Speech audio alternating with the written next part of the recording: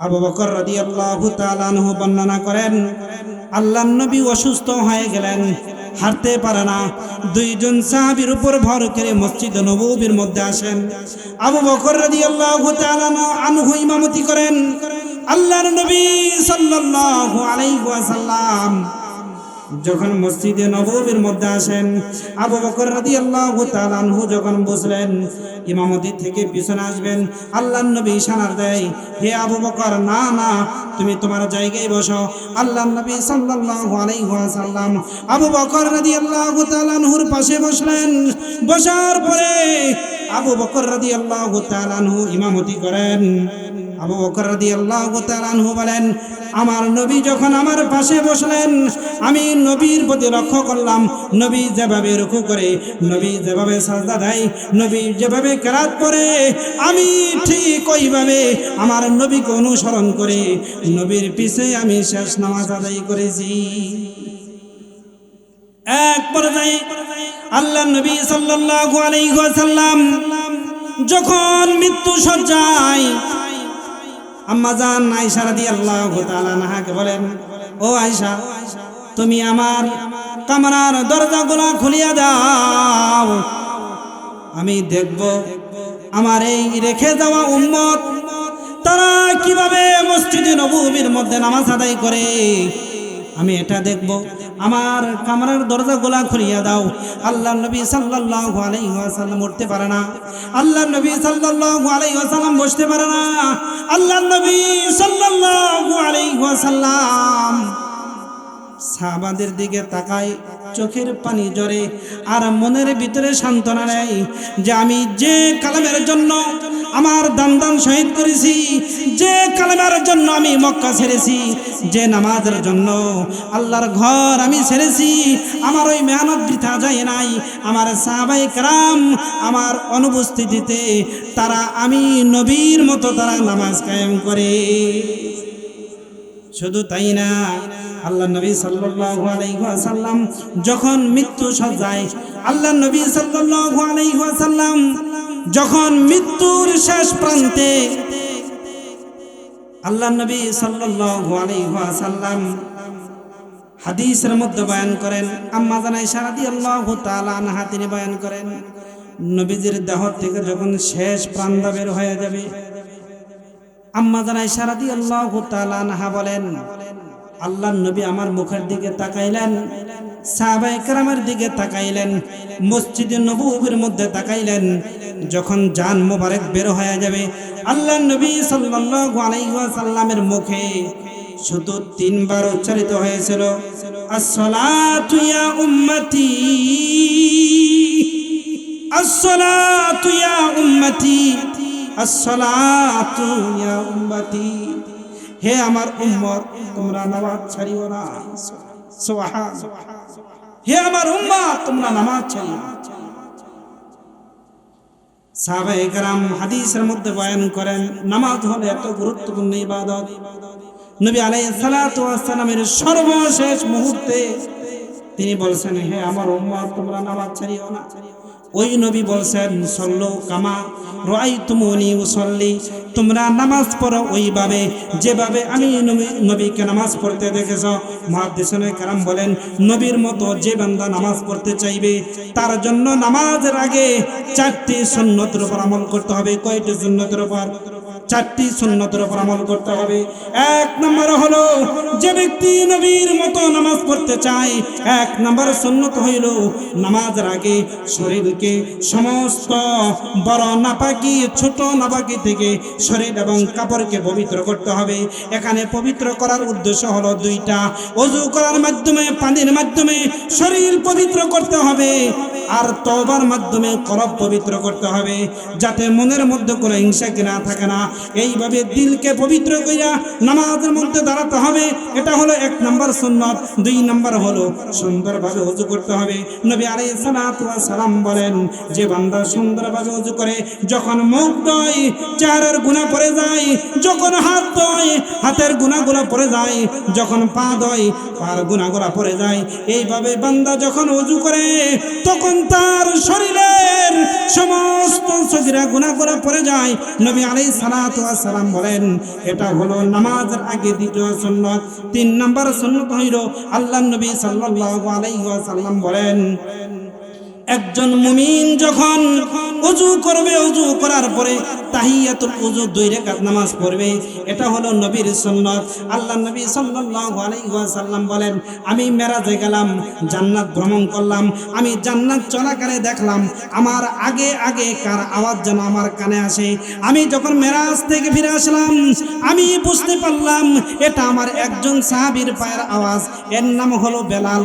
আমি বেলালকে ডাকলাম, হে বেলাল তুমি কাছে আসো, কি ব্যাপার? আমি জান্নাতের মধ্যে দেখলাম, জান্নাতের মধ্যে আমার কানে আওয়াজ আসলো, তোমার পায়ের আওয়াজ আমার সামনে সামনে চলতেছে, তুমি কি আমল করো আমাকে বলো। বেলাল রাদিয়াল্লাহু তাআলা আনহু বলেন ইয়া রাসূলুল্লাহ, ইয়া হাবিবাল্লাহ, আমার কোনো বিশেষ আমল তো নাই, কিন্তু একটি আমলের কথা মনে আছে। আমি যখন নামাজ আদায় করি, আমি যখন ওযু করি, ওযু করার পরে নামাজের পূর্বে 2 রাকাত তাহিয়াতুল ওযু নামাজ পড়ি। আল্লাহর নবী সাল্লাল্লাহু আলাইহি ওয়াসাল্লাম বলেন হ্যাঁ হ্যাঁ হ্যাঁ, এটাই হলো ওই আমল যে আমলের কারণে আল্লাহ রাব্বুল আলামিন তোমাকে এত মর্যাদা দিয়েছেন, এত সম্মান দিয়েছেন। আমি যখন জান্নাতের মধ্যে হাঁটলাম আমার বডি গার্ডের মতো তুমি আমার সামনে সামনে হাঁটতেছিলা। সুবহানাল্লাহ। এটা হলো নামাজের আগে 3 নাম্বার সুন্নাত। ওযু করার পরে তাহিয়াতুল ওযু 2 রাকাত নামাজ পড়া। আল্লাহ নবী সাল্লাল্লাহু আলাইহি ওয়াসাল্লাম বলেন নামাজের আগে 4 নাম্বার সুন্নাত হলো আল্লাহ নবী সাল্লাল্লাহু আলাইহি ওয়াসাল্লামের আরেকজন বিবির নাম হলো উম্মে হাবিবা রাদিয়াল্লাহু তাআলা আনহা। উম্মে হাবিবা রাদিয়াল্লাহু তাআলা আনহা হাদিসের মধ্যে বয়ান করেন আল্লাহর নবীর যত উম্মত আছে এই উম্মতের মধ্যে মান সাল্লা ফি ইয়াউমিন ওয়া লাইলাতিন, মান সাল্লা ফিন নাহার, মান সাল্লা ফিল লাইলি ওয়ান নাহার 12 রাকাতান বানাল্লাহু লাহু বাইতান ফিল জান্নাহ। বলেন আল্লাহু আকবার। উম্মে হাবিবা রাদিয়াল্লাহু তাআলা আনহা তিনি বর্ণনা করেন আল্লাহর নবী সাল্লাল্লাহু আলাইহি ওয়াসাল্লাম হাদিসের মধ্যে বয়ান করেছেন আমার যে উম্মত দিনে রাতে 12 রাকাত নামাজ পড়বে। কয় রাকাত? 12 রাকাত নামাজ পড়বে। আল্লাহ রাব্বুল আলামিন 12 রাকাত নামাজের কারণে প্রতিদিন ওই উম্মতের জন্য জান্নাতের মধ্যে একটি ঘর নির্মাণ করে। বলেন সুবহানাল্লাহ। উম্মে হাবিবা রাদিয়াল্লাহু তাআলা আনহা তিনি বলেন 12 রাকাত নামাজ হলো ফজরের নামাজের আগে হলো 2 রাকাত, জোহরের নামাজের আগে হলো 4 রাকাত, জোহরের নামাজের পর হলো 2 রাকাত, মাগরিবের পর হলো 2 রাকাত, এশারের নামাজের পর হলো 2 রাকাত। এই হলো 12 রাকাত সুন্নতে মুআক্কাদা। উম্মে হাবিবা রাদিয়াল্লাহু তাআলা আনহা হাদিসের মধ্যে বয়ান করেন এই 12 রাকাত নামাজ ফরজ নামাজের আগে যে সমস্ত উম্মতরা পড়বে নবী বলেছেন প্রতিদিন ওই উম্মতের জন্য জান্নাতের মধ্যে একটি ঘর বানানো হয়। বলেন সুবহানাল্লাহ। বুঝে থাকলো বলুন তো দেখি নবী আলাইহিস সালাতু ওয়াস সালাম নামাজের আগে কয়টি সুন্নাত রাখছেন? 4টি সুন্নাত। কয়টি সুন্নাত? 4টি সুন্নাত। 1 নাম্বার শরীরকে সমস্ত নাপাকি থেকে পবিত্র করা, 2 নাম্বার সুন্দরভাবে ওযু করা, 3 নাম্বার হলো তাহিয়াতুল ওযু 2 রাকাত নামাজ পড়া, 4 নাম্বার হলো ফরজ নামাজের আগে পরে সুন্নতে মুআক্কাদাগুলো আদায় করা। এটা হলো ফরজ নামাজের আগে 4 নাম্বার সুন্নাত। নবী আলাইহিস সালাতু ওয়াস সালাম হাদিসের মধ্যে বয়ান করেন যে উম্মত এই 4টি সুন্নাত আদায় করে আল্লাহর নির্ধারিত ফরজ ইবাদত সালাতের মধ্যে আল্লাহু আকবার বলে নিয়ত করবে। নিয়ত করার সাথে সাথে ওই বান্দা নামাজের মধ্যে এত মজা পাবে, এত স্বাদ পাবে। একজন ইমানদার বান্দা জান্নাতের মধ্যে থাকলে যে মজা পায়, ওই ইমানদার বান্দা এই 4 সুন্নত আদায় করে যখন নামাজে দাঁড়াবে, ওই জান্নাতি মজার মতো সে নামাজের মধ্যে স্বাদ পাবে। আল্লাহর নবী সাল্লাল্লাহু আলাইহি ওয়াসাল্লাম যখন মক্কা থেকে মদিনায় হিজরত করেন, মদিনায় হিজরত করার পরে মদিনার অধিপতি ছিল ইহুদিদের সাথে, ইহুদিদের কাছে, মুনাফিকদের কাছে। মদিনার মধ্যে 3টি প্রসিদ্ধ গোত্র ছিল। 1 নম্বর হলো বনু নাজির, 2 নম্বর হলো বনু কায়নুকা, 3 নম্বর হলো বনু কুরাইজা। এই ছিল মদিনার মধ্যে 3টি গোত্র, প্রধান গোত্র। আল্লাহ নবী সাল্লাল্লাহু আলাইহি ওয়াসাল্লাম মদিনায় হিজরত করার পরে এই সমস্ত গোত্র প্রধানরা তারা চিন্তা করলো, যেভাবে মুসলমানদের হার বেড়ে যাইতেছে, নবী মুহাম্মদের আদর্শ মদিনার প্রান্তে প্রান্তে ছড়িয়ে যাইতেছে, বেশি দিন দূরে নাই আমাদের কোনো নেতৃত্ব থাকবে না, আমাদের কোনো হুকুমত মদিনার মধ্যে থাকবে না। বলেন সুবহানাল্লাহ। এই চিন্তায়, এই বিশ্বাসে তাদের দিলের মধ্যে বিভিন্ন আক্রোশ পয়দা হয়ে গেল, বিভিন্ন রাগ গুসা তাদের দিলের মধ্যে তৈরি হয়ে গেল।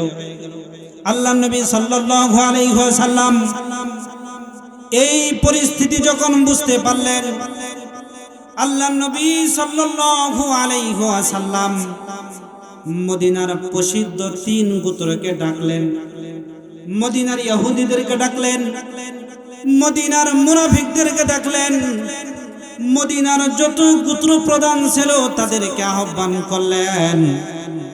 নবী আলাইহিস সালাতু ওয়াস সালাম তাদেরকে বললেন, হে মদিনাবাসীরা, তোমরা শুনিয়া রাখো, তোমরাও মদিনার মধ্যে থাকবে, মুসলমানরাও মদিনার মধ্যে থাকবে। বলেন সুবহানাল্লাহ। কিন্তু কথা হলো, মুসলমানরা তাদের দিন আদর্শ নিয়ে মদিনাতে থাকবে, ইহুদিরাও এবং তোমরা বনু কায়নুকা, বনু নাজির, বনু কুরাইজা এই সমস্ত গোত্ররাও তারা তাদের দিন আদর্শ নিয়ে মদিনার মধ্যে থাকবে। কিন্তু একটা কথা, সেটা হলো মদিনার উপর যদি কোনো প্রকার আক্রমণ হয়, আমাদের মধ্যে কোনো দ্বিধাদ্বন্দ্ব থাকবে না, আমাদের মধ্যে কোনো মত বিশ্বাসের পার্থক্য থাকবে না। আমরা সকলেই ঐক্যবদ্ধ হয়ে মদিনার উপর এই আক্রমণকে আমরা সকলেই মিলে প্রতিহত করব। সুবহানাল্লাহ। নবী আলাইহিস সালাতু ওয়াস সালাম মদিনার সমস্ত ইহুদি বড় বড় গোত্র প্রধানদেরকে ডেকে এই পরামর্শ করলেন এবং বললেন, হে মদিনার ইহুদিরা, এই যে চুক্তি আমরা করলাম এটা তোমরাও রক্ষা করবে, আমি নবী মুহাম্মদ সহ মুসলমানরাও রক্ষা করবে। বলেছে আমার মুসলমান ভাইরা, খুব ভালো করে শুনবো।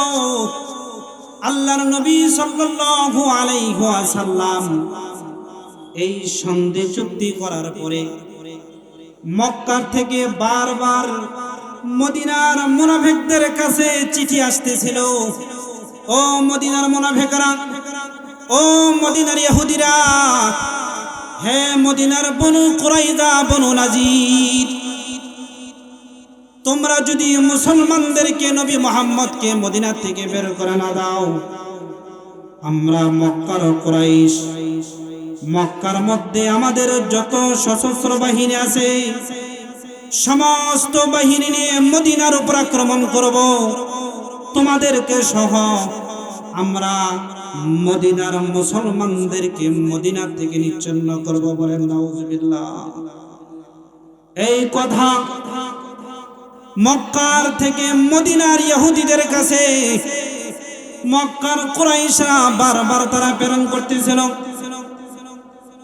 মুফাসসিরিনে কেরাম তাফসীর মাজহারের মধ্যে লেখেন, হিজরতের দ্বিতীয় হিজরিতে মদিনার ইহুদিরা প্রকাশ্যভাবে চুক্তি ভঙ্গ করে তারা মক্কার কুরাইশদের সাথে মিলিত হয়ে যায়। শুধু তাই না, আফসোসের বিষয় হলো হিজরতের পঞ্চম বছর, যে বছরটা ছিল সাহাবায়ে কেরামের জন্য একটা কঠিন অবস্থা। ওই বছরের মধ্যে মদিনার মধ্যে একমাত্র গুপ্ত ছিল, একমাত্র বংশ ছিল বনু নাজির। এই বনু নাজিরও প্রকাশ্যভাবে নবীজির এই চুক্তিকে ভঙ্গন করে মক্কার কাফেরদের সাথে মিলিত হয়ে যায়। সমস্ত গোত্রগুলা একতাবদ্ধ হয়ে তারা চিন্তা করে, আমরা সকলেই মিলে মদিনার উপর আক্রমণ করব, নবী মুহাম্মদকে সহ মুসলমানদেরকে মদিনা থেকে নিচ্ছন্ন করব। এই নকশা তৈরি করে 10,000 বাহিনী নিয়ে মদিনাকে অবরুদ্ধ করার জন্য যখন তারা বের হয়ে আসে, আমার আপনার নবী মুহাম্মদুর রাসূলুল্লাহ সাল্লাল্লাহু আলাইহি ওয়াসাল্লাম যখন তার কানে এই সংবাদ আসে, নবী আলাইহিস সালাতু ওয়াস সালাম সমস্ত সাহাবায়ে কেরামকে ডাকলেন, আনসার এবং মুহাজিরদেরকে ডাকলেন, ও আমার আনসার এবং মুহাজিররা, কি করা যায়? নবী আলাইহিস সালাতু ওয়াস সালাম তাদের সাথে পরামর্শ করলেন, তাদের সাথে সলাহ পরামর্শ করলেন। একজন সাহাবায়ে কেরাম নবী আলাইহিস সালাতু ওয়াস সালামকে বিভিন্ন প্রকারের পরামর্শ দিল। সমস্ত সাহাবীদের মধ্যে একজন সাহাবীর নাম ছিল সালমান ফারসি রাদিয়াল্লাহু তাআলা আনহু, বলেন সুবহানাল্লাহ। বিশিষ্ট একজন সাহাবীর নাম ছিল সালমান ফারসি রাদিয়াল্লাহু তাআলা আনহু। এই সালমান ফারসি রাদিয়াল্লাহু তাআলা আনহু তিনি বয়োজ্যেষ্ঠ বৃদ্ধ সাহাবী ছিলেন। যুদ্ধের কৌশল তার অনেক সুন্দরভাবে জানা ছিল। তিনি সকলের পরামর্শ জানলেন, সকলের মতামত তিনি লক্ষ্য করলেন। লক্ষ্য করার পরে সালমান ফারসি রাদিয়াল্লাহু তাআলা আনহু আল্লাহর নবীকে বললেন, ইয়া রাসূলুল্লাহ, ইয়া হাবিবাল্লাহ, আমার খেয়াল হলো আমরা মদিনার থেকে বাহিরে গিয়ে যুদ্ধ করব না, কারণ মদিনার থেকে বাহিরে গিয়ে যুদ্ধ করা আমাদের জন্য নিরাপদ না। আমরা মদিনার মধ্যেই থাকব, কিন্তু মদিনার যত প্রবেশ পথ আছে সমস্ত প্রবেশ পথগুলোর মধ্যে খন্দক খনন করতে হবে, খাল খনন করতে হবে, যাতে করে মদিনার ইহুদি মক্কার কুরাইশ তারা তাদের অস্ত্র শস্ত্র নিয়ে মদিনার মধ্যে তারা প্রবেশ করতে না পারে। বলেন সুবহানাল্লাহ। নবী আলাইহিস সালাতু ওয়াস সালাম সিরাতের কিতাবের মধ্যে আছে, নবী আলাইহিস সালাতু ওয়াস সালামের এই সিদ্ধান্ত অত্যন্ত পছন্দ হয়। নবী আলাইহিস সালাতু ওয়াস সালাম সাহাবায়ে কেরামকে নিয়ে মদিনার সমস্ত প্রবেশ পথগুলোর মধ্যে খন্দক খনন করা শুরু করে। খন্দক খনন করতে গিয়ে বিশাল বিশাল প্রস্তর খন্ড পাথর যখন সামনে আসে, সাহাবায়ে কেরাম ভাঙতে তাদের ক্ষেত্রে এটা অসম্ভব হয়ে যায়। নবী আলাইহিস সালাতু ওয়াস সালাম তার কুদরতি হাত দ্বারা, নিজের হাত দ্বারা পাথরগুলোকে চূর্ণ বিচূর্ণ করে আর সাহাবায়ে কেরামের দিকে তাকায়া বলে, আমার সাহাবায়ে কেরাম, আমি এই পাথরকে খণ্ডন করলাম, আমার সিরিয়া বিজয় হয়ে গেল। বলেন সুবহানাল্লাহ। ও আমার সাহাবায়ে কেরাম, আমার এই পাথর খণ্ডনের দ্বারা পৃথিবীর পরাশক্তি রোম পারস্য বিজয় হয়ে গেল। বলেন সুবহানাল্লাহ। আল্লাহর নবী সাল্লাল্লাহু আলাইহি ওয়াসাল্লাম এক পর্যায়ে যখন সাহাবায়ে কেরামকে সাথে নিয়ে খন্দক খনন শেষ হয়ে যায়, কুরাইশরা 10,000 সৈন্য নিয়ে পুরা মদিনাকে অবরুদ্ধ করে রাখে 15 দিন পর্যন্ত। বুঝে থাকলে বলুন তো কতদিন অবরুদ্ধ করে? 15 দিন পর্যন্ত মদিনা অবরুদ্ধ করে রাখে। মদিনার মধ্যে সমস্ত খাদ্য সামগ্রী শেষ হয়ে যায়। সাহাবায়ে কেরাম 3 দিন পর্যন্ত না খাওয়া, ক্ষুধার তাড়নায় পেটের মধ্যে তারা একটি করে পাথর বেঁধেছে। সাহাবায়ে কেরাম আল্লাহর নবী সাল্লাল্লাহু আলাইহি ওয়াসাল্লামকে বলে, ইয়া রাসূলুল্লাহ, ইয়া হাবিবাল্লাহ, আমাদের আর ক্ষুধার তাড়না সহ্য হইতেছে না, আপনি আমাদের পেটের দিকে তাকান, আমরা ক্ষুধার তাড়নায় পেটের মধ্যে একটি করে পাথর বেঁধেছি। আল্লাহর নবী সাল্লাল্লাহু আলাইহি ওয়াসাল্লাম সাহাবায়ে কেরামের দিকে তাকায়া নিজের বুকের কাপড়খানা তুলে সাহাবায়ে কেরামকে দেখায়, ও আমার সাহাবায়ে কেরাম, তোমরা দেখো আমার পেটের অবস্থা। আল্লাহর নবী সাল্লাল্লাহু আলাইহি ওয়াসাল্লাম তিনি ক্ষুধার তাড়নায় পেটের মধ্যে 2টি করে পাথর বেঁধেছে। বলেন সুবহানাল্লাহ। সাহাবায়ে কেরাম যখন এই অবস্থা দেখে তাদের মধ্যে আর কোনো দুঃখ থাকে না, কষ্ট থাকে না। খন্দক খনন শেষ হয়ে গেল, মদিনা অবরুদ্ধ করা হলো। সাহাবায়ে কেরামের খাদ্য সামগ্রী শেষ। 3 দিন পর্যন্ত তাদের কাছে কোনো খাবার নাই। চতুর্দিকে শীতের মৌসুম, শীতের এত বিশাল পরিমাণ বস্ত্র তাদের কাছে নাই। বাইরে থেকে কুরাইশদের বিভিন্ন তীর আন্দাজের কারণে মদিনার সমগ্র মুসলিম পরিবারগুলা ধ্বংসস্তূপে পরিণত হয়েছে। এদিকে সাহাবায়ে কেরামের বাহিনী হলো মাত্র 3000, মক্কার কাফের কুরাইশদের বাহিনী হলো 10,000।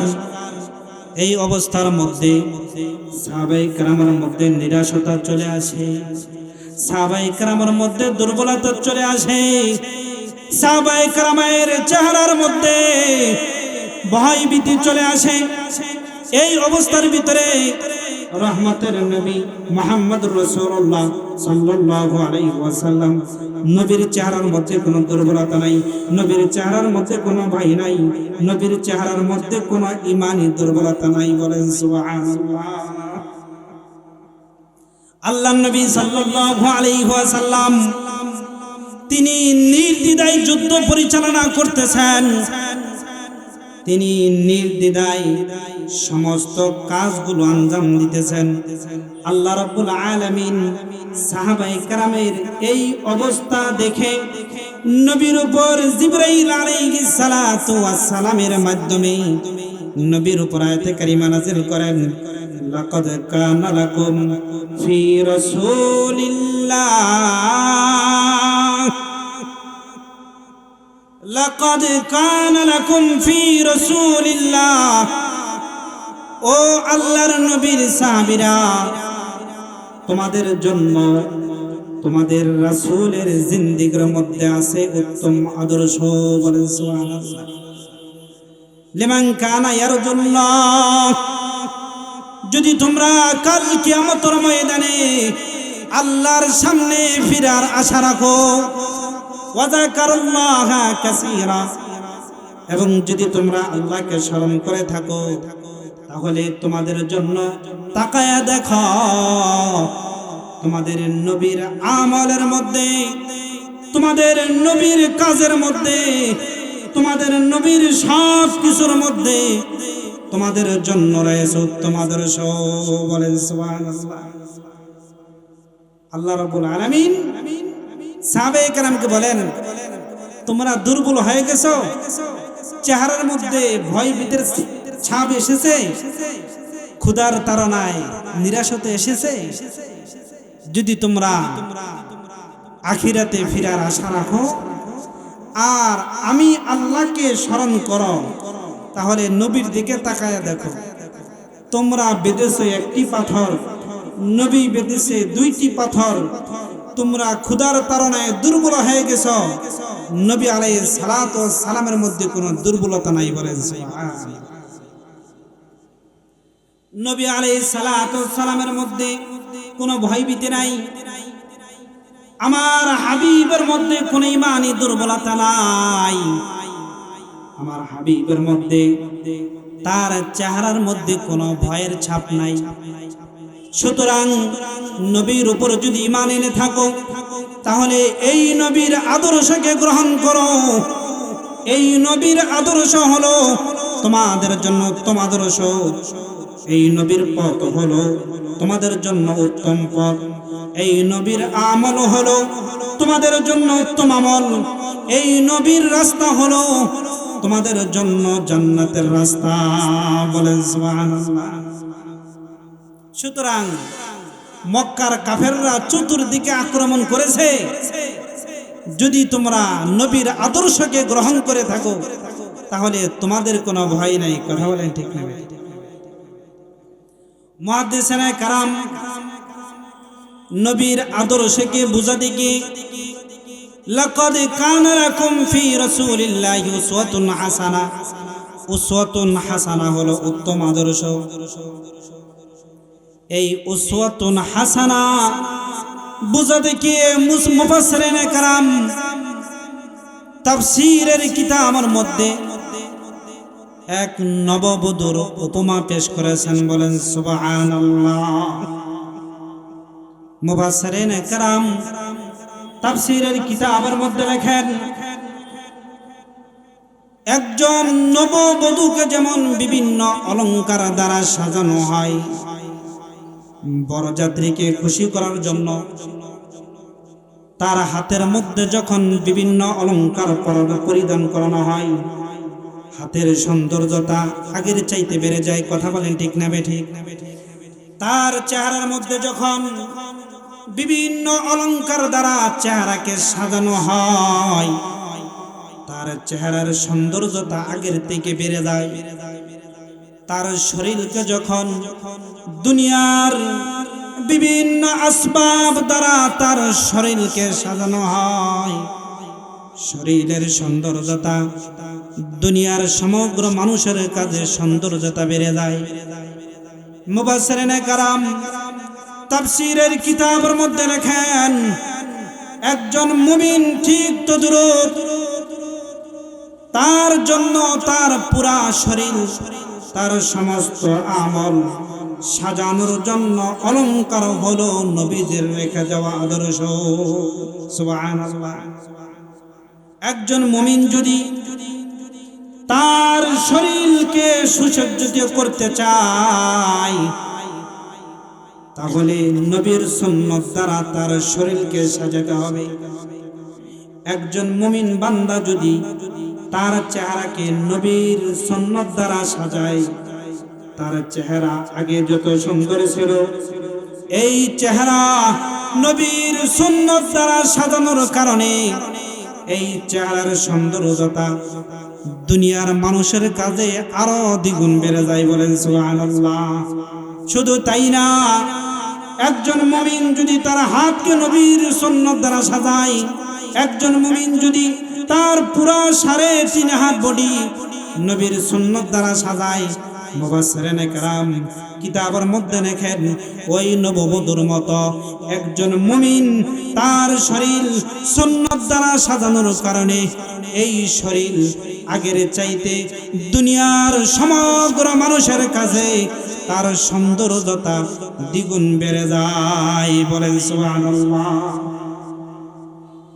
মুফাসসিরিনে কেরাম তাফসীরের কিতাবের মধ্যে লেখেন, একজন মুমিন যদি উত্তম ব্যবসায়ী হতে চায় সে যেন সিরিয়ার ব্যবসায়ী, মক্কা মদিনার ব্যবসায়ী, নবী মুহাম্মদের দিকে তাকায়। কথা বলেন ঠিক না বেঠিক?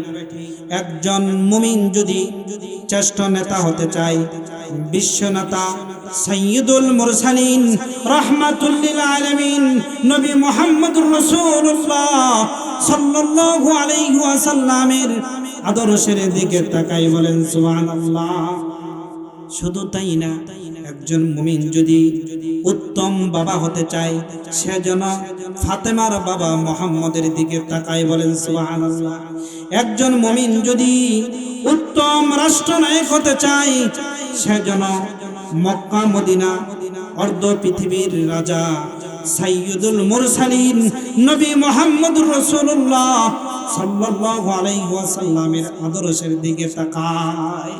সুবহানাল্লাহ, কথা বলেন ঠিক না? আল্লাহ রাব্বুল আলামিন বলেন, আমি আমার পবিত্র কালামকে পরিপূর্ণ করে নাজিল করেছি, ইসলামকে আমি পরিপূর্ণ দ্বীন হিসাবে আমি মনোনীত করেছি, ইসলামের মধ্যে কোনো অসম্পূর্ণতা নাই। বলেন সুবহানাল্লাহ। তদরূপ মুফাসসিরিনে কেরাম কিতাবের মধ্যে লেখেন উসওয়াতুন হাসানাহ। উসওয়াতুন হাসানার অর্থ হলো পূর্ণাঙ্গ আদর্শ, উসওয়াতুন হাসানার অর্থ হলো পরিপূর্ণ আদর্শ, উসওয়াতুন হাসানার অর্থ হলো উত্তম আদর্শ, উসওয়াতুন হাসানার অর্থ হলো দুনিয়ার সমস্ত আদর্শের মধ্যে শ্রেষ্ঠ আদর্শ। বলেন সুবহানাল্লাহ।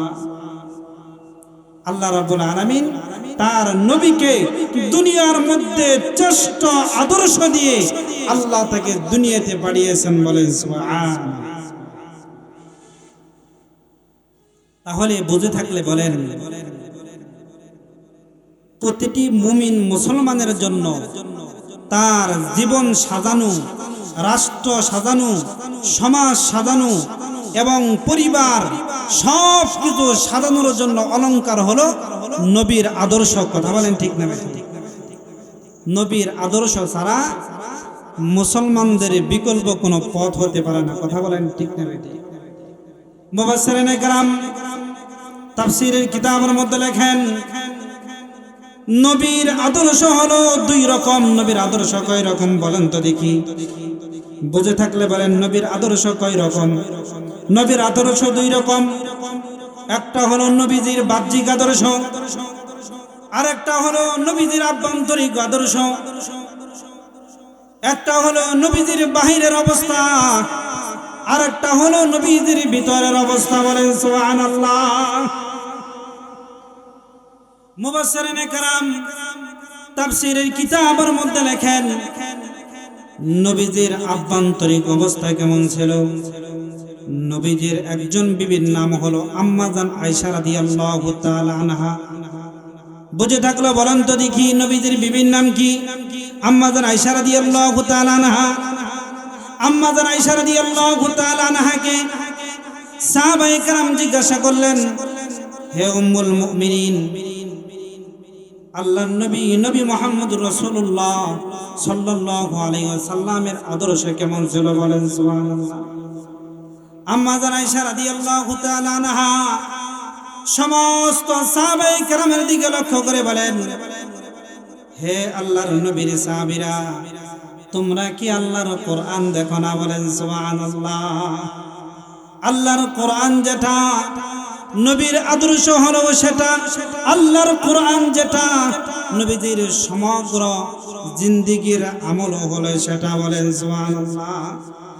অন্য বর্ণনা আছে, আম্মা জান আয়েশা রাদিয়াল্লাহু তাআলা আনহা সমস্ত সাহাবায়ে কেরামের দিকে লক্ষ্য করে বলেন, তোমরা কি সূরাতুল মুমিনিনের প্রথম 10 আয়াত দেখো না? সূরা মুমিনিনের প্রথম 10 আয়াতের মধ্যে যা আছে, আমার প্যারা রাসূল নবী মুহাম্মদুর রাসূলুল্লাহ সাল্লাল্লাহু আলাইহি ওয়াসাল্লামের পুরা জিন্দেগীর মধ্যে তা আছে। বলেন সুবহানাল্লাহ। আল্লাহর নবী সাল্লাল্লাহু আলাইহি ওয়াসাল্লামের আদর্শ, আল্লাহর নবী সাল্লাল্লাহু আলাইহি ওয়াসাল্লামের চরিত্র, উসওয়াতুন হাসানা। নিজের একজন বিবি এটা সাক্ষী দিলেন। তাফসীরের কিতাবের মধ্যে আছে, শুধু তাই না, নবুয়ত লাভের পূর্বে আল্লাহর নবী সাল্লাল্লাহু আলাইহি ওয়াসাল্লামের আরেকজন বিবি ছিল খাদিজা রাদিয়াল্লাহু তাআলা আনহা। নাম কি? খাদিজা রাদিয়াল্লাহু তাআলা। আম্মা জান খাদিজা রাদিয়াল্লাহু তাআলা আনহা তিনি সাহাবায়ে কেরামকে বলেন, হে আল্লাহর নবীর সাহাবীরা, তোমাদের পেয়ারা রাসূল, তোমাদের পেয়ারা হাবিব নবী মুহাম্মদুর রাসূলুল্লাহ সাল্লাল্লাহু আলাইহি ওয়াসাল্লামের আভ্যন্তরিক অবস্থা কেমন ছিল জানোনি? আম্মা জান খাদিজা রাদিয়াল্লাহু তাআলা আনহা তিনি হাদিসের মধ্যে বয়ান করেছেন, আম্মা জান খাদিজা রাদিয়াল্লাহু তাআলা আনহা তিনি বলেন, ও আল্লাহর নবীর সাহাবীরা, নবী মুহাম্মদুর রাসূলুল্লাহ সাল্লাল্লাহু আলাইহি ওয়াসাল্লাম যখন তিনি নবুয়ত লাভ করেন তার পূর্বে থেকেই তিনি হেরা গুহার মধ্যে ধ্যান করতেন। হেরা গুহার মধ্যে তিনি জিকির করতেন। হেরা গুহার মধ্যে একত্ববাদী রবের জন্য তিনি একাকিত্বের জীবন যাপন করতেন। সেখানে আল্লাহকে স্মরণ করতেন। বলেন সুবহানাল্লাহ। নবী আলাইহিস সালাতু ওয়াস সালাম তিনি নবুয়ত লাভের আগেই হেরা গুহার মধ্যে তিনি প্রতিদিন যাইতেন, সেখানে বসে ধ্যান করতেন। এক পর্যায়ে যখন আল্লাহর পক্ষ থেকে জিবরাইল আলাইহিস সালাতু ওয়াস সালাম নবীর কাছে ওহী নিয়ে আসেন, আসার পরে আল্লাহ নবী সাল্লাল্লাহু আলাইহি ওয়াসাল্লামকে বলেন, হে মুহাম্মদ, আপনি বলেন ইকরা বিসমি রাব্বিক। নবী আলাইহিস সালাতু ওয়াস সালাম বলেন, আমি তো বলতে পারি না, আমি উম্মি মানুষ। জিবরাইল আলাইহিস সালাতু ওয়াস সালাম নবী আলাইহিস সালাতু ওয়াস সালামকে বুকের সাথে চাপ দেন, এরপরে ছেড়ে দিয়ে বলেন, আপনি পড়েন ইকরা বিসমি রাব্বিক। এইভাবে তিনবার চাপ দেওয়ার পরে আল্লাহ নবী সাল্লাল্লাহু আলাইহি ওয়াসাল্লাম তিনি মুখ দিয়ে বলেন ইকরা বিসমি রাব্বিকা। বলেন সুবহানাল্লাহ। আম্মা জান খাদিজা রাদিয়াল্লাহু তাআলা আনহা তিনি হাদিসের মধ্যে বয়ান করেন, আল্লাহর নবী সাল্লাল্লাহু আলাইহি ওয়াসাল্লাম যখন তিনি হেরা গুহার থেকে আম্মা জান খাদিজা রাদিয়াল্লাহু তাআলা আনহার কাছে যান, যাওয়ার পরে আল্লাহর নবী সাল্লাল্লাহু আলাইহি ওয়াসাল্লাম আম্মা জান খাদিজা রাদিয়াল্লাহু তাআলা আনহাকে বলেন, খাশিতু আলা নাফসি, হে খাদিজা, আমি তো নিজের উপর আশঙ্কা বোধ করিতেছি, আমি নিজের উপর আশঙ্কা বোধ করিতেছি, মনে হয় আমার জীবন নাশ হয়ে যাবে, মনে হয় আমার জীবন শেষ হয়ে যাবে, আমার শরীরের মধ্যে দুর্বলতা এসেছে, আমার শরীরের মধ্যে ভয়ভীতি চলে এসেছে। আম্মা জান খাদিজা রাদিয়াল্লাহু তাআলা আনহা আল্লাহর নবী সাল্লাল্লাহু আলাইহি ওয়াসাল্লামকে বলেন, হে মুহাম্মদ, আপনার সমস্ত বৃত্তান্ত আমাকে খুলে বলেন। আল্লাহর নবী সাল্লাল্লাহু আলাইহি ওয়াসাল্লাম সব কিছু আম্মা জান খাদিজা রাদিয়াল্লাহু তাআলা আনহাকে বলেন।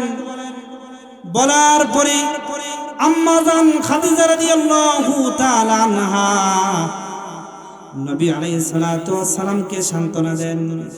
قالت খাদিজা রাদিয়াল্লাহু তাআলা আনহা, আম্মা জান খাদিজা রাদিয়াল্লাহু তাআলা আনহা বলেন, ইয়া রাসূলুল্লাহ, ইয়া হাবিবাল্লাহ, ইন্নাকা লাতাসিলুর রাহিম ওয়া তাহমিলুল কাল ওয়া তাকসিবুল মাদুম ওয়া তাকরাউদ দুআই ওয়া তুঈনু আলা নওয়াইবিল হক ওয়া তুহিব্বুল ইয়াতীমা ওয়াল মাসাকিন।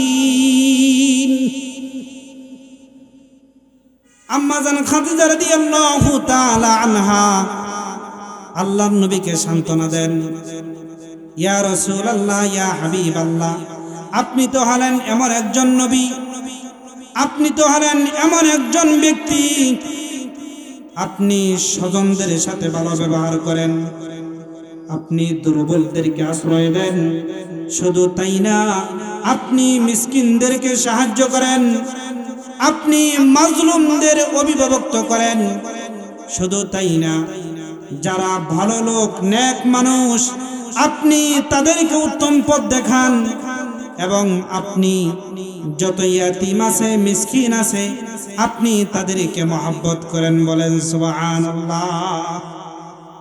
ফুজতু বিরাব্বিল কাবা, কাল্লা ওয়াল্লাহি মা ইউজজিকাল্লাহু আবাদা। আল্লাহর কসম, ফুজতু বিরাব্বিল কাবা, কাবা ঘরের রবের কসম, যে বান্দার মধ্যে এত সুন্দর সুন্দর গুণ আছে, আমার দিল সাক্ষী দেয় এমন বান্দাকে আল্লাহ রাব্বুল আলামিন তিনি কোনো দিন তাকে অপদস্থ করতে পারে না। বলেন সুবহানাল্লাহ। সুতরাং আপনি ইয়েতিমদের রক্ষক, আপনি স্বজনদের বন্ধু, আপনি দুর্বলদের অভিভাবক, আপনি ইয়েতিম আর মিসকিনদেরকে ভালোবাসেন। যে বান্দার ভিতরে, যে নবীর ভিতরে, যে হাবিবের মধ্যে এত সুন্দর গুণ আছে, এমন ব্যক্তিকে আল্লাহ কোনো দিন নিরাশ করতে পারে না। বলেন সুবহানাল্লাহ। এই কথা বইলা আম্মা জান খাদিজা রাদিয়াল্লাহু তাআলা আনহা নবীকে সান্ত্বনা দেন। বলেন সুবহানাল্লাহ। তাহলে আপনারা বলেন, নবীজির ভিতরগত আদর্শ যেটা দেখা যায় না, আদর্শটা কেমন ছিল? কোরআন যেমন নবীজির আদর্শ তেমন। সুবহানাল্লাহ। আম্মা জান খাদিজা রাদিয়াল্লাহু তাআলা আনহা তিনি বলেন, নবী তো ছিলেন এতিমদের রক্ষক, নবী তো ছিলেন দুর্বল মানুষদের অভিভাবক, নবী তো ছিলেন ভালো লোকদের জন্য উত্তম বন্ধু, নবী তো ছিলেন ইয়েতিম আর মিসকিনদের জন্য আশ্রয়স্থল। বলেন সুবহানাল্লাহ। এটা ছিল নবী আলাইহিস সালাতু ওয়াস সালামের ভিতরগত আদর্শ। কথা বলেন ঠিক না বেঠিক? তাহলে বুঝে থাকলে বলেন তো দেখি, নবী আলাইহিস সালাতু ওয়াস সালামের ভিতরগত চরিত্রটা কেমন ছিল? নবী আলাইহিস সালাতু ওয়াস সালামের ভিতরগত আদর্শটা আল্লাহ রাব্বুল আলামিন পবিত্র কোরআনের আঙ্গিকে আল্লাহ গঠন করেছেন। বলেন সুবহানাল্লাহ। আল্লাহর নবী সাল্লাল্লাহু আলাইহি ওয়াসাল্লামের এটা ছিল আভ্যন্তরিক আদর্শ। আল্লাহর নবী সাল্লাল্লাহু আলাইহি ওয়াসাল্লামের বাহিরের অবস্থা কেমন ছিল? আল্লাহর নবী সাল্লাল্লাহু আলাইহি ওয়াসাল্লামের আরেকজন সাহাবী নাম হলো আবু বকর রাদিয়াল্লাহু তাআলা আনহু। নাম কি? আবু বকর রাদিয়াল্লাহু। আবু বকর রাদিয়াল্লাহু তাআলা আনহু নবীজির একান্ত বন্ধু ছিলেন, নবীজির একমাত্র প্রিয় সবচাইতে কাছের বন্ধু ছিলেন। বলেন সুবহানাল্লাহ। আবু বকর রাদিয়াল্লাহু তাআলা আনহু নবীজির বাহিরের অবস্থা তিনি হাদিসের মধ্যে বয়ান করেন। বলেন সুবহানাল্লাহ। আবু বকর রাদিয়াল্লাহু তাআলা আনহু উসওয়াতুন হাসানা, উত্তম আদর্শের ব্যাখ্যা করতে গিয়ে আবু বকর রাদিয়াল্লাহু তাআলা আনহু তিনি ব্যাখ্যা করতে গিয়ে মুহাদ্দিসিনে কেরাম এই আবু বকর রাদিয়াল্লাহু তাআলা আনহুর সিরাতকে সামনে আনছেন। আবু বকর রাদিয়াল্লাহু তাআলা আনহু তিনি হাদিসের মধ্যে বয়ান করেন, আল্লাহর নবী সাল্লাল্লাহু আলাইহি ওয়াসাল্লাম যখন মক্কার মধ্যে দাওয়াত দেন, অধিকাংশ মানুষ ঈমান আনে না, সমস্ত কাফেররা নির্যাতন করে। এই অবস্থার ভিতরে আমি আল্লাহর নবী সাল্লাল্লাহু আলাইহি ওয়াসাল্লামের কাছে অনুমতি চাইলাম, ইয়া রাসূলুল্লাহ, ইয়া হাবিবাল্লাহ, আপনি আমাকে অনুমতি দেন, আমি মক্কা ছেড়ে মদিনায় হিজরত করি। বলেন সুবহানাল্লাহ। আল্লাহর নবী সাল্লাল্লাহু আলাইহি ওয়াসাল্লাম তিনি আবু বকর রাদিয়াল্লাহু তাআলা আনহু কে লক্ষ্য করে বলেন, ইয়া আবা বকরিন লা তাজাল লাআল্লাল্লাহ ইয়াজআল লাকা রাফিকান। বলেন সুবহানাল্লাহ। হে আবু বকর, তুমি হিজরতের ক্ষেত্রে তাড়াহুড়া করিও না, তুমি হিজরতের ক্ষেত্রে তুমি তাড়াহুড়া করিও না। আল্লাহর কসম, সম্ভব আল্লাহ রাব্বুল আলামিন তোমার সঙ্গে একজন উত্তম সফর সঙ্গী নির্ধারণ করে দিবেন। সুবহানাল্লাহ। আবু বকর রাদিয়াল্লাহু তাআলা আনহু এই সংবাদ শুনে তার মন খুশি হয়ে যায়, তিনি বাড়িতে ফিরে আসে। আম্মা জান আয়েশা রাদিয়াল্লাহু তাআলা আনহা তিনি বয়ান করেন, বাড়িতে আসার পরে আমি আমার বাবাকে দেখতাম, তিনি প্রতিদিন সকাল সন্ধ্যা রাস্তার দিকে তাকায় থাকতেন, কখন রহমতের নবী মুহাম্মদুর রাসূলুল্লাহ সাল্লাল্লাহু আলাইহি ওয়াসাল্লাম আমাদের বাড়ির দিকে আসে। বলেন সুবহানাল্লাহ। আবু বকর রাদিয়াল্লাহু তাআলা আনহু তার মনের মধ্যে একটা আশা, আল্লাহর নবী সাল্লাল্লাহু আলাইহি ওয়াসাল্লাম আমার বাড়িতে আসবে, আমাকে সাথে নিয়ে মদিনায় হিজরত করবে, এই আশায় এই আকাঙ্ক্ষায় প্রতিদিন সকাল সন্ধ্যা ঘরের দরজায় দাঁড়ায় থাকতেন, রাস্তার দিকে দাঁড়ায় থাকতেন। রহমতের নবী সাইয়্যিদুল মুরসালিন কখন আমার বাড়ির দিকে আসে। আম্মা আয়েশা রাদিয়াল্লাহু তাআলা আনহা বলেন, আমার বাবার প্রতিদিনের আমল ছিল এটা। এক পর্যায়ে যখন আল্লাহর নবী সাল্লাল্লাহু আলাইহি ওয়াসাল্লাম আবু বকর রাদিয়াল্লাহু তাআলা আনহুর দরজায় আয়েশা করাঘাত করে, আবু বকর রাদিয়াল্লাহু তাআলা আনহু তিনি প্রস্তুত আল্লাহর নবীকে সাথে নিয়ে হিজরতের দুর্গম পথ পাড়ি দিয়ে যখন মদিনায় হিজরত করবেন। মদিনার অবস্থা কেমন ছিল? আল্লাহর নবীর বিশিষ্ট সাহাবী সালমান আব্দুল্লাহ ইবনে সালাম রাদিয়াল্লাহু তাআলা আনহু তিনি হাদিসের মধ্যে বয়ান করেন। আব্দুল্লাহ ইবনে সালাম রাদিয়াল্লাহু তাআলা আনহু হাদিসের মধ্যে বয়ান করেন, লাম্মা কাদিমা রাসূলুল্লাহি সাল্লাল্লাহু আলাইহি ওয়াসাল্লাম ইনজাফালান নাস, আল্লাহর নবী সাল্লাল্লাহু আলাইহি ওয়াসাল্লাম যখন মক্কা ছেড়ে মদিনায় আসলেন, মদিনায় আসার পরে আল্লাহর নবী মুহাম্মদুর রাসূলুল্লাহ সাল্লাল্লাহু আলাইহি ওয়াসাল্লামকে দেখার জন্য মদিনার শেষ প্রান্তে মদিনার সমগ্র মানুষদের ভিড় জমে গেল। শুধু তাই না, আব্দুল্লাহ ইবনে সালাম বলেন, মদিনার বাড়িতে বাড়িতে, মদিনার রাস্তাঘাটে, মদিনার সমস্ত জায়গাগুলোর মধ্যে এই স্লোগান ছড়ায় পড়ে, কিলা কদ কদিমা রাসূলুল্লাহ, কিলা কদ কদিমা রাসূলুল্লাহ, কিলা কদ কদিমা রাসূলুল্লাহ।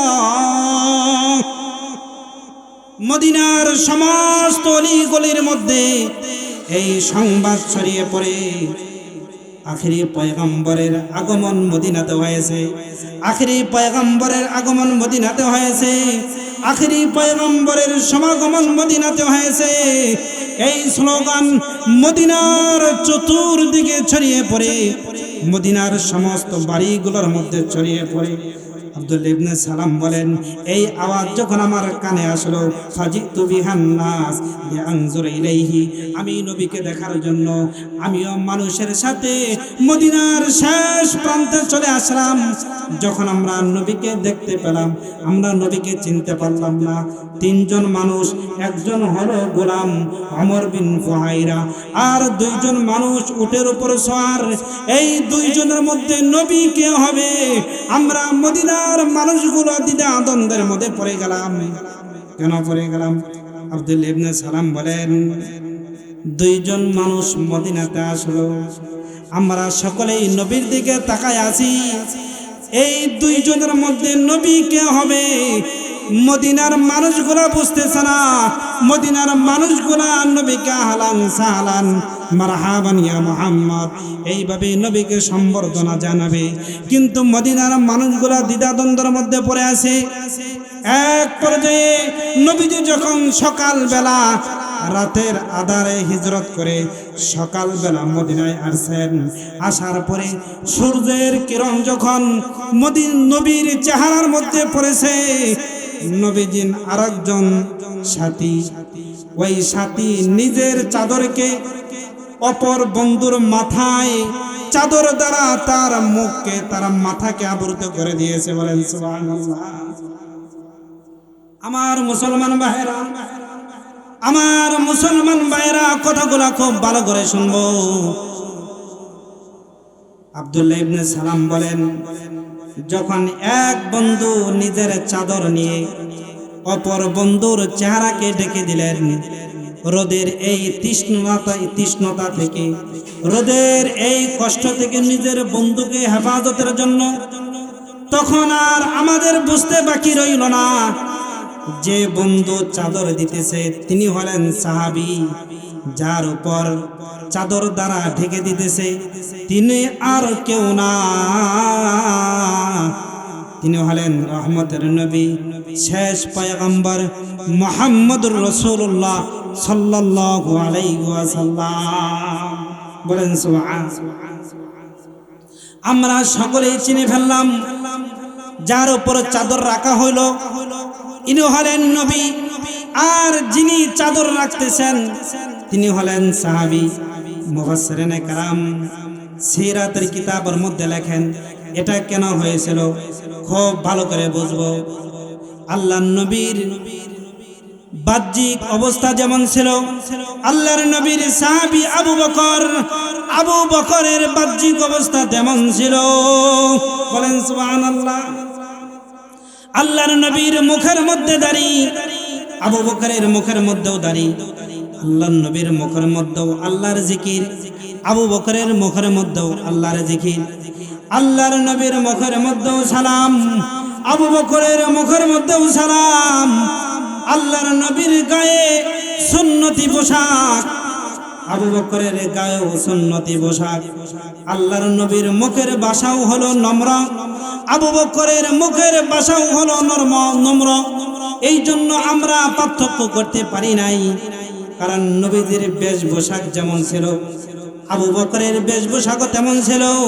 এই জন্য আমরা পার্থক্য করতে পারি নাই।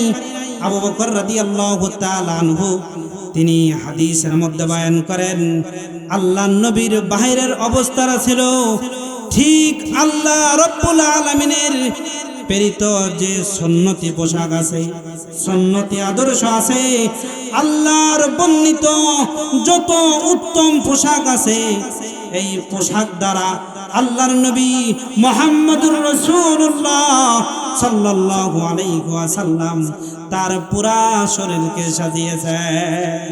সুবহানাল্লাহ।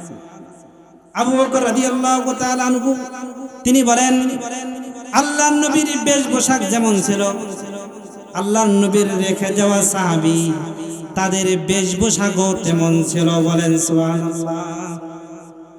সম্মানিত মুসলমান ভাইরা, তাহলে বুঝু থাকলে বলেন তো দেখি, আল্লাহর নবীর আদর্শ কয় রকম ছিল?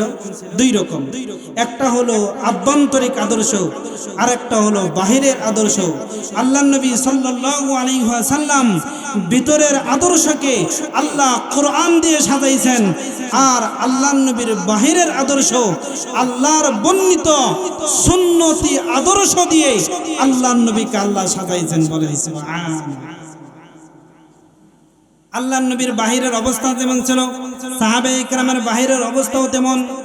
শুধু তাই না, আবু বকর রাদিয়াল্লাহু তাআলা আনহু তিনি হাদিসের মধ্যে বয়ান করেন, শুধু তাই না, আল্লাহর নবীর আদর্শের সাথে আমাদের আদর্শটা কেমন মিলছিল। আবু বকর রাদিয়াল্লাহু তাআলা আনহু অন্য একটা হাদিসের মধ্যে বয়ান করেন, আমি এক পর্যায়ে নবীজি যখন মক্কার মধ্যে থাকেন, মক্কার মধ্যে নির্যাতন এই পরিমাণ বাড়তি ছিল, আমাদের সহ্য করার মতো আমাদের শক্তি আমরা হারিয়ে ফেললাম। আল্লাহর নবী সাল্লাল্লাহু আলাইহি ওয়াসাল্লামকে বললাম, ইয়া রাসূলুল্লাহ, ইয়া হাবিবাল্লাহ, আপনি আমাকে অনুমতি দেন, আমি কিছুদিন হাবশায় থেকে আসি, আর মক্কার কাফেরদের নির্যাতন সহ্য হয় না। আল্লাহর নবী সাল্লাল্লাহু আলাইহি ওয়াসাল্লাম আমাকে অনুমতি দিলেন। আমি যখন মক্কা থেকে বের হয়ে হাবশার পথে রওনা হয়ে গেলাম, সিরিয়ার পথে রওনা হয়ে গেলাম, এক কাফেরের সাথে দেখা। আমি আবু বকর আরেকজন কাফেরের সাথে দেখা। ওই কাফের আমি আবু বকরকে বলে, হে আবু বকর, তুমি কোথায় যাও?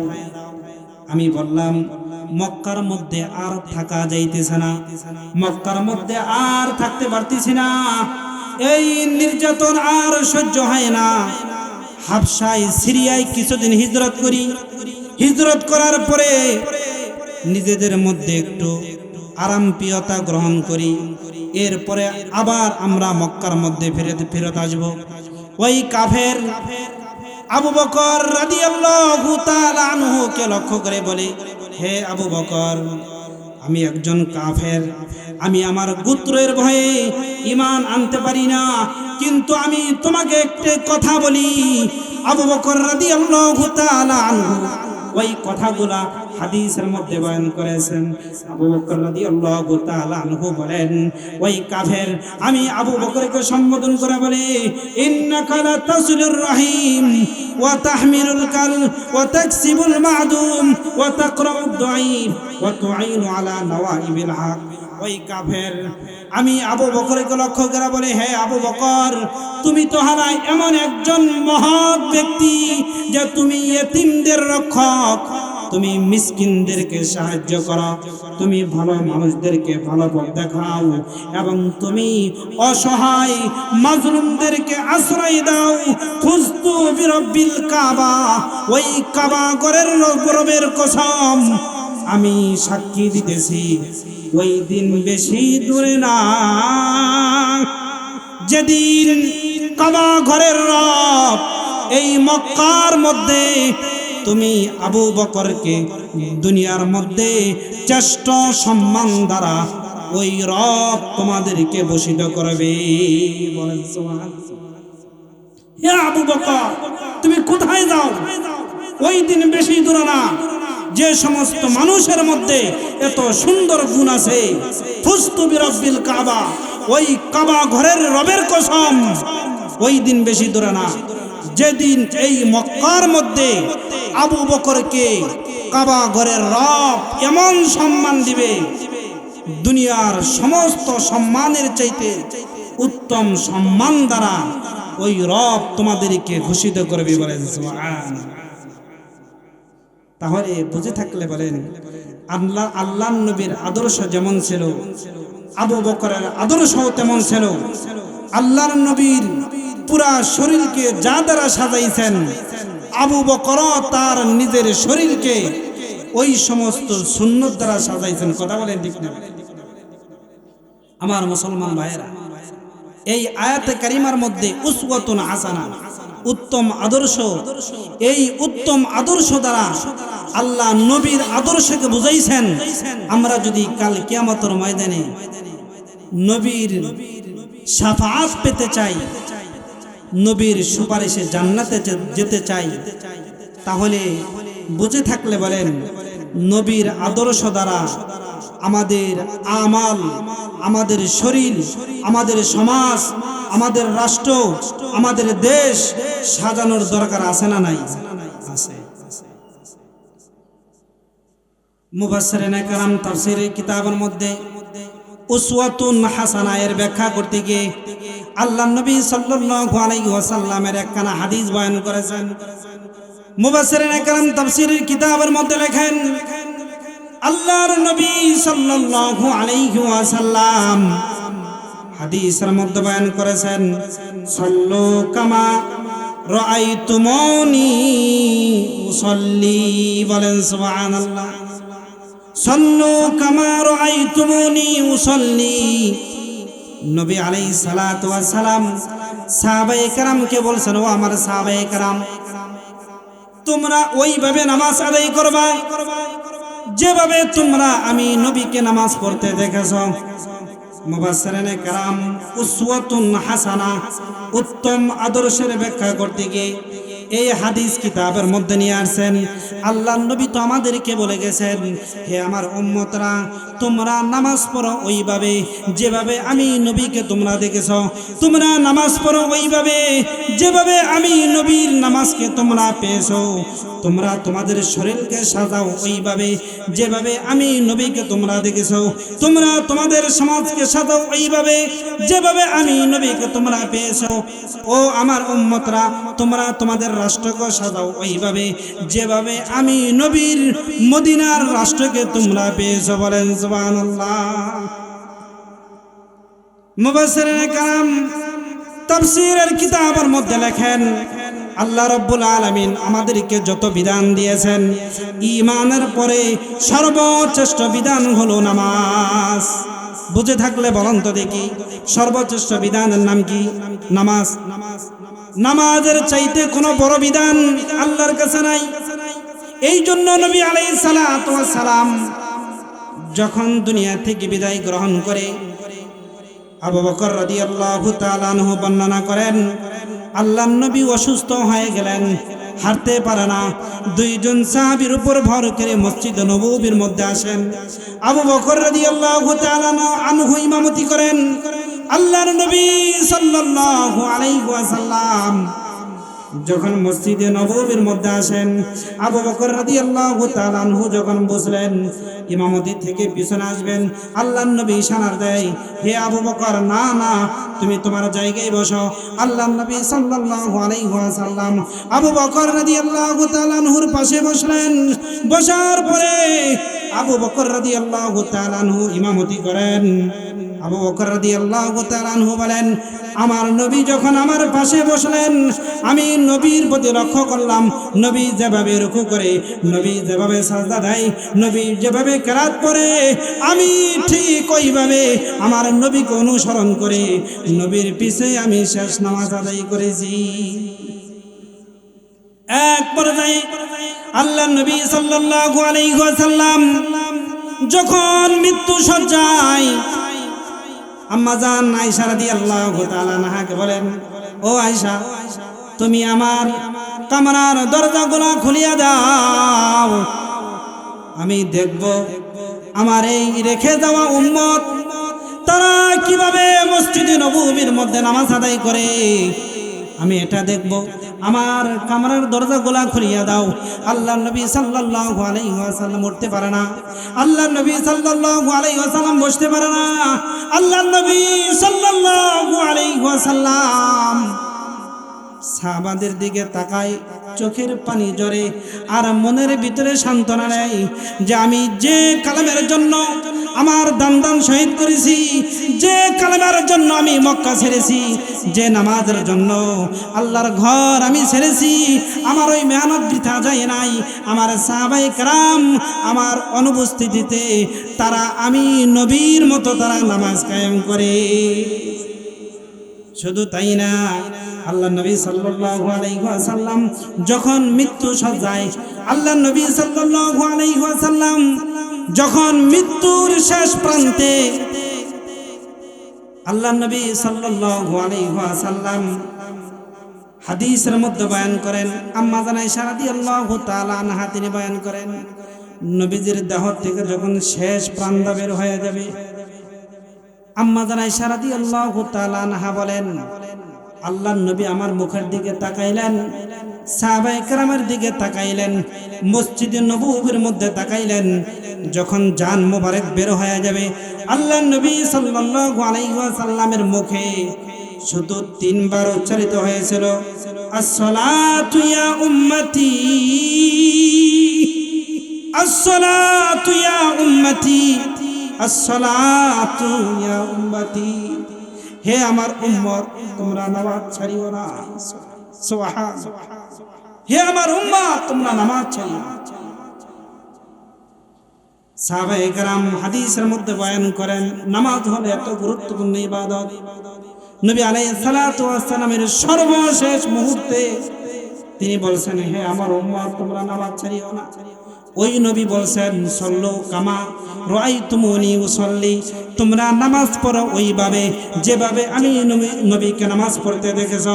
মুহাদ্দিসিনে কেরাম বলেন, নবীর মতো যে বান্দা নামাজ পড়তে চাইবে তার জন্য নামাজের আগে 4টি সুন্নতের উপর আমল করতে হবে। কয়টি সুন্নতের উপর? 4টি সুন্নতের উপর আমল করতে হবে। 1 নম্বর হলো, যে ব্যক্তি নবীর মতো নামাজ পড়তে চায়, 1 নম্বর সুন্নত হইল নামাজের আগে শরীরকে সমস্ত বড় নাপাকি ছোট নাপাকি থেকে শরীর এবং কাপড়কে পবিত্র করতে হবে। এখানে পবিত্র করার উদ্দেশ্য হলো 2টা। ওযু করার মাধ্যমে, পানির মাধ্যমে শরীর পবিত্র করতে হবে, আর তওবার মাধ্যমে কলব পবিত্র করতে হবে, যাতে মনের মধ্যে কোনো হিংসা না থাকে না। এইভাবে দিলকে পবিত্র কইরা নামাজের মধ্যে দাঁড়াতে হবে। এটা হলো 1 নম্বর সুন্নাত। 2 নম্বর হলো সুন্দরভাবে ওযু করতে হবে। নবী আলাইহিস সালাতু ওয়াস সালাম বলেন, যে বান্দা সুন্দরভাবে ওযু করে, যখন মুখ ধোয় চেহারার গুনাহ পড়ে যায়, যখন হাত ধোয় হাতের গুনাহগুলো পড়ে যায়, যখন পা ধোয় পার গুনাহগুলো পড়ে যায়। এইভাবে বান্দা যখন ওযু করে তখন তার শরীরের সমস্ত সগীরা গুনাহগুলো পড়ে যায়। নবী আলাইহিস সালাতু ওয়াস সালাম বলেন, এটা হলো নামাজের আগে 2টা সুন্নাত। 3 নম্বর সুন্নাত হইল, আল্লাহর নবী সাল্লাল্লাহু আলাইহি ওয়াসাল্লাম বলেন, একজন মুমিন যখন ওযু করবে, ওযু করার পরে তাহিয়াতুল উযু 2 রাকাত নামাজ পড়বে। এটা হলো নবীর সুন্নাত। আল্লাহর নবী সাল্লাল্লাহু আলাইহি ওয়াসাল্লাম বলেন, আমি মেরাজে গেলাম, জান্নাত ভ্রমণ করলাম, আমি জান্নাত চলাকালে দেখলাম আমার আগে আগে কার আওয়াজ যেন আমার কানে আসে। আমি যখন মেরাজ থেকে ফিরে আসলাম, আমি বুঝতে পারলাম এটা আমার একজন সাহাবীর পায়ের আওয়াজ, এর নাম হলো বেলাল। আমি বেলালকে ডাকলাম, হে বেলাল তুমি কাছে আসো, কি ব্যাপার? আমি জান্নাতের মধ্যে দেখলাম, জান্নাতের মধ্যে আমার কানে আওয়াজ আসলো, তোমার পায়ের আওয়াজ আমার সামনে সামনে চলতেছে, তুমি কি আমল করো আমাকে বলো। বেলাল রাদিয়াল্লাহু তাআলা আনহু বলেন, ইয়া রাসূলুল্লাহ, ইয়া হাবিবাল্লাহ, আমার কোনো বিশেষ আমল তো নাই, কিন্তু একটি আমলের কথা মনে আছে।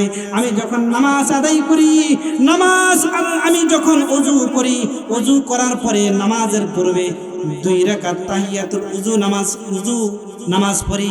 আল্লাহর নবী সাল্লাল্লাহু আলাইহি ওয়াসাল্লাম বলেন, হ্যাঁ হ্যাঁ হ্যাঁ, এটাই হলো ওই আমল যে আমলের কারণে আল্লাহ রাব্বুল আলামিন তোমাকে এত মর্যাদা দিয়েছেন, এত সম্মান দিয়েছেন। আমি যখন জান্নাতের মধ্যে হাঁটলাম, আমার বডি গার্ডের মতো তুমি আমার সামনে সামনে হাঁটতেছিলা। সুবহানাল্লাহ। এটা হলো নামাজের আগে 3 নাম্বার সুন্নাত। ওযু করার পরে তাহিয়াতুল উযু 2 রাকাত নামাজ পড়া। আল্লাহ নবী সাল্লাল্লাহু আলাইহি ওয়াসাল্লাম বলেন, নামাজের আগে 4 নাম্বার সুন্নাত হলো, আল্লাহ নবী সাল্লাল্লাহু আলাইহি ওয়াসাল্লামের আরেকজন বিবির নাম হলো উম্মে হাবিবা রাদিয়াল্লাহু তাআলা আনহা। উম্মে হাবিবা রাদিয়াল্লাহু তাআলা আনহা হাদিসের মধ্যে বয়ান করেন, আল্লাহর নবীর যত উম্মত আছে, এই উম্মতের মধ্যে মান সাল্লা ফি ইয়াউমিন ওয়া লাইলাতিন, মান সাল্লা ফিন নাহার, মান সাল্লা ফিল লাইলি ওয়ান নাহার 12 রাকাতান বানাল্লাহু লাহু বাইতান ফিল জান্নাহ। বলেন আল্লাহু আকবার। উম্মে হাবিবা রাদিয়াল্লাহু তাআলা আনহা তিনি বর্ণনা করেন, আল্লাহর নবী সাল্লাল্লাহু আলাইহি ওয়াসাল্লাম হাদিসের মধ্যে বয়ান করেছেন, আমার যে উম্মত দিনে রাতে 12 রাকাত নামাজ পড়বে। কয় রাকাত? 12 রাকাত নামাজ পড়বে। আল্লাহ রাব্বুল আলামিন 12 রাকাত নামাজের কারণে প্রতিদিন ওই উম্মতের জন্য জান্নাতের মধ্যে একটি ঘর নির্মাণ করে। বলেন সুবহানাল্লাহ। উম্মে হাবিবা রাদিয়াল্লাহু তাআলা আনহা তিনি বলেন, 12 রাকাত নামাজ হলো, ফজরের নামাজের আগে হলো 2 রাকাত, জোহরের নামাজের আগে হলো 4 রাকাত, জোহরের নামাজের পর হলো 2 রাকাত, মাগরিবের পর হলো 2 রাকাত, এশারের নামাজের পর হলো 2 রাকাত। এই হলো 12 রাকাত সুন্নতে মুআক্কাদা। উম্মে হাবিবা রাদিয়াল্লাহু তাআলা আনহা হাদিসের মধ্যে বয়ান করেন, এই 12 রাকাত নামাজ ফরজ নামাজের আগে যে সমস্ত উম্মতরা পড়বে, নবী বলেছেন প্রতিদিন ওই উম্মতের জন্য জান্নাতের মধ্যে একটি ঘর বানানো হয়। বলেন সুবহানাল্লাহ। বুঝে থাকলো? বলুন তো দেখি, নবী আলাইহিস সালাতু ওয়াস সালাম নামাজের আগে কয়টি সুন্নাত রাখছেন? 4টি সুন্নাত। কয়টি সুন্নাত? 4টি সুন্নাত। 1 নাম্বার শরীরকে সমস্ত নাপাকি থেকে পবিত্র করা, 2 নাম্বার সুন্দরভাবে ওযু করা, 3 নাম্বার হলো তাহিয়াতুল উযু 2 রাকাত নামাজ পড়া, 4 নাম্বার হলো ফরজ নামাজের আগে পরে সুন্নতে মুআক্কাদাগুলো আদায় করা। এটা হলো ফরজ নামাজের আগে 4 নাম্বার সুন্নাত। নবী আলাইহিস সালাতু ওয়াস সালাম হাদিসের মধ্যে বয়ান করেন, যে উম্মত এই 4টি সুন্নাত আদায় করে আল্লাহর নির্ধারিত ফরজ ইবাদত সালাতের মধ্যে আল্লাহু আকবার বলে নিয়ত করবে, নিয়ত করার সাথে সাথে ওই বান্দা নামাজের মধ্যে এত মজা পাবে, এত স্বাদ পাবে। একজন ইমানদার বান্দা জান্নাতের মধ্যে থাকলে যে মজা পায়, ওই ইমানদার বান্দা এই 4 সুন্নাত আদায় করে যখন নামাজে দাঁড়াবে, ওই জান্নাতি মজার মতো সে নামাজের মধ্যে স্বাদ পাবে। তাহলে বুঝে থাকলে বলুন তো দেখি, আল্লাহ রাব্বুল আলামিন যে শ্রেষ্ঠ ইবাদত নামাজ, এই নামাজকেও আল্লাহ রাব্বুল আলামিন নবীজির 4 সুন্নাত দ্বারা সাজাইছেন। কথা বলেন ঠিক না বেঠিক? এই জন্য মুহাদ্দিসিনে কেরাম উসওয়াতুন হাসানা, সর্বশেষ কথা, উসওয়াতুন হাসানার অর্থ হইল উত্তম আদর্শ। কাদের জন্য? যারা আল্লাহর সামনে দাঁড়াবে এটার আশা রাখে। শুধু তাই না, যারা আল্লাহকে স্মরণ করে তাদের জন্য হলো উত্তম হাসানা, উত্তম আদর্শ। এই উত্তম আদর্শ যারা লালন করবে, নিজের জিন্দেগির মধ্যে পয়দা করবে, নিজের মুআশারাত, নিজের পরিবার, নিজের সমাজ, নিজের রাষ্ট্র, সব কিছুকে নবীর আদর্শ দ্বারা সাজাবে। কথা বলেন ঠিক না? সম্মানিত মুসলমান ভাইরা, সূরাতুল আহজাবের যে আয়াতখানা তেলাওয়াত করেছিলাম, সংক্ষিপ্ত ব্যাখ্যা হলো এটা। সর্বশেষ যে হাদিস পড়ছি, মান আহাব্বা সুন্নতি ফাকাদ আহাব্বানি ওয়া মান আহাব্বানি ফাকাদ মাই ফিল জান্নাহ। নবী বলছেন, যে উম্মত আমার সুন্নতকে ভালোবাসবে ওই উম্মত কাল কিয়ামতের ময়দানে আমি নবীর সাথে জান্নাতে থাকবে। বলেন সুবহানাল্লাহ। হযরত মিকদাদ রাদিয়াল্লাহু তাআলা আনহু, তিনি একবার শীতের মৌসুমে নবীর জন্য পানি নিয়ে আসেন, শরীর মোছার জন্য কাপড়ের টুকরা নিয়ে আসেন, আরো বিভিন্ন কিছু নবীর সামনে পেশ করেন। না চাইতেও যখন নবীর সামনে ওগুলা পেশ করলেন, আল্লাহর নবী খুশি হয়ে গেলেন। বলেন সুবহানাল্লাহ। নবী আলাইহিস সালাতু ওয়াস সালাম মিকদাদ রাদিয়াল্লাহু তাআলা আনহুকে বলে, হে মিকদাদ, তুমি আমি নবীর কাছে কিছু চাও। বলেন সুবহানাল্লাহ। মিকদাদ রাদিয়াল্লাহু তাআলা আনহু তিনি বলে, ইয়া রাসূলুল্লাহ, ইয়া হাবিবাল্লাহ, আমার চাওয়ার কিছুই নাই, আমি কাল কিয়ামতের ময়দানে জান্নাতে আমি আপনার সাথে থাকতে চাই। বলেন সুবহানাল্লাহ। আল্লাহর নবী বলে, হে মিকদাদ, আমি হলাম নবী, তুমি হলা সাহাবী, এটা অনেক বড় বিষয়, তুমি ভিন্ন কিছু চাও। মিকদাদ রাদিয়াল্লাহু তাআলা আনহু বলেন, ইয়া রাসূলুল্লাহ, ইয়া হাবিবাল্লাহ, না না, আমি আপনার সাথে জান্নাতে থাকতে চাই। আল্লাহর নবী বললেন, হে মিকদাদ, এটা কিভাবে হয়? তুমি অন্য কিছু চাও। মিকদাদ রাদিয়াল্লাহু তাআলা আনহু তিনি বলেন, ইয়া রাসূলুল্লাহ, আমার কিছু দরকার নাই, আমি জান্নাতে আপনার সাথে থাকতে চাই। বলেন সুবহানাল্লাহ। নবীজি মুস্কি হেসে দিয়েছে। হেসে দেওয়ার পরে আল্লাহর নবী সাল্লাল্লাহু আলাইহি ওয়াসাল্লাম মিকদাদকে বলে, হে মিকদাদ, তুমি আমাকে বেশি বেশি সাজদা দেওয়ার মাধ্যমে তুমি সাহায্য করো। সুবহানাল্লাহ। তুমি বেশি বেশি সাজদা দেওয়ার মাধ্যমে আমি নবীকে সাহায্য করো। এর দ্বারা মুহাদ্দিসিনে কেরাম বুঝাইছেন, নবী বুঝাইছেন মিকদাদকে, তুমি বেশি বেশি নফল নামাজ পড়ো আর আল্লাহর কুদরতে পায়ে বেশি থেকে বেশি সাজদা দাও। এই সাজদার মাধ্যমে তুমি আমি নবীকে সাহায্য করো। আমি এই সাজদাগুলা আল্লাহর দরবারে পেশ করে আমি তোমাকে সুপারিশ করে আমি নবীর সাথে তোমাকে জান্নাতে নিয়ে যাব। বলেন সুবহানাল্লাহ। তাহলে সমস্ত সাহাবায়ে কেরামের সিরাত, সমস্ত সাহাবায়ে কেরামের আদর্শ এটাই ছিল। সাহাবায়ে কেরাম তাদের আমল, তাদের পরিবার, তাদের সমাজ সব কিছু নবীর আদর্শ দ্বারা সাজাইছিলেন। কথা বলেন ঠিক না বেঠিক? এই জন্য আমরা যদি মুক্তি পেতে চাই, আমরা যদি জান্নাত পেতে চাই, নবীর আদর্শ ছাড়া বিকল্প কোনো পথ নাই। কথা বলেন ঠিক না বেঠিক? আল্লাহ রাব্বুল আলামিন আমরা যারা কথাগুলো শুনলাম এবং আমি নিজে আপনাদের সামনে বললাম, আমাদের উভয়কে আমাদের সমস্ত আমল, আমাদের সমস্ত কাজ নবীর সুন্নাত দ্বারা সাজানোর তৌফিক দান করুন। সকল বলেন আমিন। ওয়া আখির দাওয়ানা আলহামদুলিল্লাহি রাব্বিল আলামিন। আসসালামু আলাইকুম ওয়া রাহমাতুল্লাহি ওয়া বারাকাতুহু।